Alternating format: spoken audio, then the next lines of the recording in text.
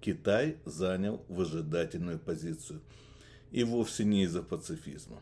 Просто Пекин играет в долгую. Пока другие выкладывают карты, Китай строит шахматную партию. Медленно, но уверенно. Посмотрите на Африку, посмотрите на Латинскую Америку. Везде Китай. Ближневосточный вопрос. И там уже Китай. И вот теперь Украина. Многие думают, что Пекин не вмешивается. Напротив, Китай давно участвует. Только не в окопах, а в потоках. Экономических, дипломатических, геополитических. И в этих потоках у него мощнейшее влияние именно на Москву, особенно на Москву. Давайте признаем очевидное. Сегодня Россия – это экономический сателлит Китая. Неформально. Формально у нас, конечно, равноправное партнерство.